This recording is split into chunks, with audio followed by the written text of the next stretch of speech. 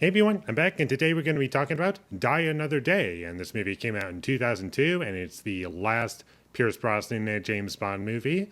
And this was right when the franchise was about to be rebooted with the Daniel Craig films. And from what I know, I don't think that was a thought at the time, should we reboot James Bond or not. But when this movie came out, it was not very well received by many people. And having watched it for the first time from start to finish, I think I have seen this movie, but not the full thing. I've seen like parts of it, but I don't know if I saw the whole thing.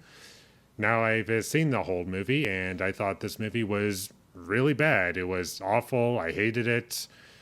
And I pretty much wanted to shut it off at any given chance. I was rarely entertained by anything in this movie, and I think I hate this movie about as much as I hate On Her Majesty's Secret Service. Like, that's the other really bad one that I really don't like.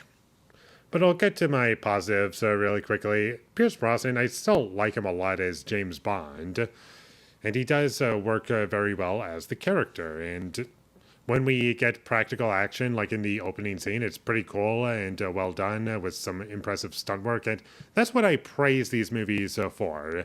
Like, if you've been keeping up with every review that I've made about these James Bond movies, especially since up to Thunderball all the way up to now, it's like practical action, in camera stuff, stunt work. Like, that's what these movies do best. And if they work as nice, simple entertainment, then these movies work for me. And I also like Q. I think he's a fun character, and I do feel as though that was one of the best scenes in this movie for me, was when we got a scene with Q, and the fencing scene, that was fun. And as far as entertainment value goes, that was about it. It was mostly just me watching a bunch of nonsense, and I was kind of confused as to what was going on in the beginning. I'm like, okay, this doesn't really make a whole lot of sense. James Bond is just being tortured, I guess, for like 14 months or maybe even longer. What really let me down about this movie is the action. It just had too many cuts. I know that happens sometimes with these movies, but this movie just, you can barely tell what's going on at times. Not because the cuts are so frequent, but rather it's just not very well filmed. Like, I need some wider shots. The shots are too close. I can't make out what's going on too well. The villains in this movie, I couldn't take them seriously. They were just very over the top and goofy. And I get it, these movies can do that, but unfortunately, it just wasn't in service of anything that I connected with. Maybe if the tone was a bit more goofy, or if I cared about any of the characters, maybe that would have helped it, but unfortunately, I didn't like any of the characters. That was a problem. Halle Berry in this movie, I don't think she's terrible in this movie, but she doesn't really have much to do. She doesn't really have much impact on the story, in my opinion. They tried to make her different and unique by having her be a spy, and that's fine and all, but unfortunately, they just didn't really do much with that. And I love the James Bond theme, but I don't love when it's used in moments where it's inappropriate. And this movie spammed the theme. Like, it was practically abused in this movie. I couldn't believe it. Like, whenever we got to a new location, we would have the James Bond theme just playing. And I'm like, why is this playing all of a sudden? This doesn't need to be there. And in the first half, I was kind of bored, but I wasn't like in awe of how terrible it was until we got to the second half, because that's where it really nosedives for me. Once we get to that hotel that's pretty much all ice or whatever, that's where the movie got really bad for me, and it just turned into a really bad science fiction movie that kind of felt like a video game, but they just threw in James Bond and they wanted to make it a live action film, and that's ultimately what the second half of this movie was to me. It was just a really bad science fiction movie that you would find on the Sci-Fi Channel. At times I had the video game logic, and I just couldn't get into any of it, and it was so boring for me to watch. There wasn't a single action scene that was impressive. The surfing on the waves in the second half was just, wow, this really turned into a video game. I don't feel as though I'm watching anything that would be a part of this universe, or like it just feels like such a betrayal of everything that was before it. And I have mentioned before during these James Bond reviews that there are times where the sound mixing is really off. It's really loud in the action scenes, but really quiet in the dialogue scenes. This one takes the cake. In the dialogue scenes, I could barely tell what characters were saying. Good thing I had subtitles on, otherwise, I'd have no idea what characters would be saying. In just dialogue scenes, not action scenes, dialogue scenes. It's so poorly done, and the action scenes are just really loud for no reason. I get to that it's big explosions and whatnot, but still, everyone hates that.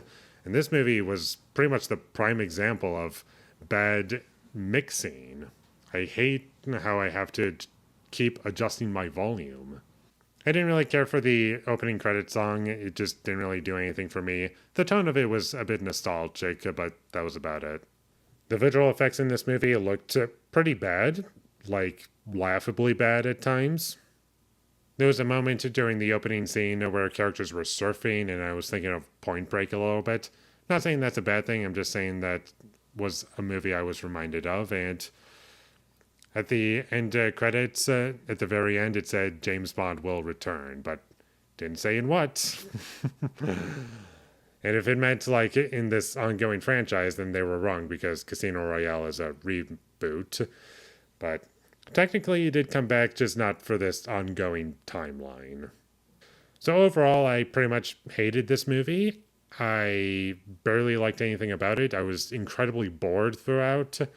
I'm not sure if I would say this movie is better or worse than On Her Majesty's Secret Service, but as is, I kind of just feel as though at this point it's kind of worse because we've established that we can do really great stuff with this franchise. Even if the overall movies aren't like masterpieces, we've gotten to a point where I can say, yeah, we've figured out how to make a really good movie, not just like nice, simple entertainment. The fact that this movie is worse than something that I would consider to be the standard for the average action movie, or what these James Bond movies at times have proven themselves to be at times, just leaves a sour taste in my mouth. So, like, how did we get so bad by this much?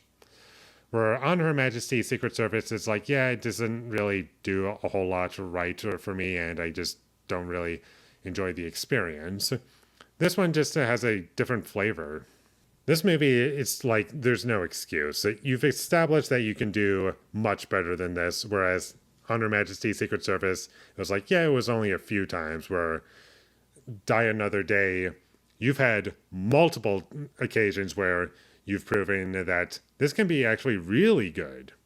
And yet we've fallen so low, so I'm going to give it the same rating as On Her Majesty's Secret Service, even though I think I might like it a bit less, but I don't know. There's movies that I would rate lower than this for sure, but I'm just very upset with this one, and it left me with a huge headache, so skip this movie if you ever come across it. Even if you like James Bond movies, it's probably only going to make you upset. So with all that being said, I'm going to give Die Another Day a 3 out of 10. Thank you for watching my videos. As always, if you enjoyed this review, be sure to leave a like and comment down below you thought of Die Another Day, and my social media links, they will all be in the description, so follow me there. And last but not least, subscribe to be a part of Foley Nation, and I'll see you when I get my next review up, and that is going to be for The 400 Blows. So look forward to that, but until I get that up, thank you for watching and have a great day.